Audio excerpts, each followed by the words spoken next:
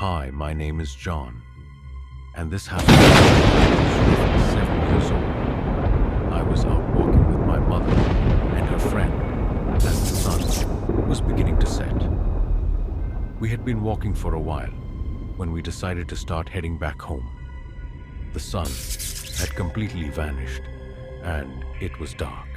As we were walking on the sidewalk, I decided to go ahead of my mother and her friend. I don't really know why I did this. Maybe it was to feel a bit more independent. Soon after I walked away from them, I heard a door from one of the houses behind me. Swinging open and slamming into the side of the house, a man walked out and began walking down the sidewalk that I was on. I didn't think much of it, but after a while of him following me, my young mind began to create scenarios. Fear began to get the best of me, and I turned around to see the man still behind me. He had curly hair and a mustache, and wore a strange-looking sweater with old glasses. He saw me notice him, but continued to walk closer. I decided to turn left and cross the street to the other sidewalk. My heart sank when he did the same. When he got to the sidewalk I was on, he frantically looked around as if he were checking to see if someone was watching him. Then he continued after me.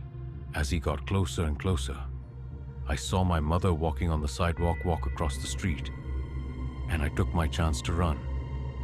I have never forgotten what happened after I ran to her. I turned to see the man staring at me from over his shoulder. His eyes were crazed, glaring at me with anger. Then he ran away, and I heard the same door slam shut. We went home, and I told my mom. I thought she didn't believe me, but later I found out that she did believe me and was trying not to scare me many years after that event, and went back to the house where the man had come from. I knocked on the door to be greeted by an old couple. I played it off as an accident and walked away. My friends and I have also reported seeing the man in an old rusty purple car. One day after walking home from school, we went up to the car and looked through the window. The back seats had been ripped out. There were saws, hammers, and other tools lying in the back of the car. I don't think the intentions of that man were good to this day. I occasionally wonder what would have happened if I hadn't run back to my mother, or if I hadn't kept walking. I would like to stay anonymous, but I would like people to know that I am a 15-year-old girl, and this took place in a medium-sized town in northeast Maryland one day. I was driving home from my friend's house. My dad and I were on the road late at night, and the only lights illuminating our path were our car's headlights and the street lights. I remember. This night it was a quiet one. We live in the suburbs, but not many people were out, so when we saw this thing, my dad and I were the only ones to witness it. As we approached a roundabout, we both saw something in the distance that we first presumed to be a bird, but at the same time, it was huge and had a human-like body, unlike anything my dad or I had ever seen before. As we got closer, it suddenly extended its wings and flew away as we exited the roundabout and got closer to home. I turned to my dad and said, "Did you see that? Or am I just hallucinating?"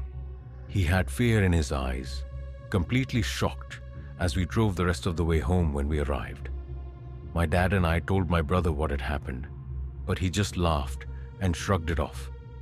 I had a hard time sleeping that night. I just couldn't stop thinking about it. About a year later, we discovered a YouTube channel featuring videos about supernatural creatures and theories. One video in particular got our attention, and as we watched, we realized something. We think we know exactly what we saw that night. The Mothman. There have been sightings all over the world, but none here. Why is it in our town? Why did it want us to see it? I'm still terrified thinking about it to this day, knowing that it may still be out there, lurking from when I was about 8 years old. I can remember one night so clearly. My parents were leaving town for a wedding, and it was about 7:00 p.m. And mind you, I was going to be home all by myself before they left. They told me to lock the door and don't open it for anyone. And they said they would be back by 11 or 12. They told me to be asleep when they returned. I said bye to them, locked the door, and went back to playing with my toys. In my room, everything was going fine until I got this uneasy feeling like someone was watching me. I shrugged it off, thinking it was nothing.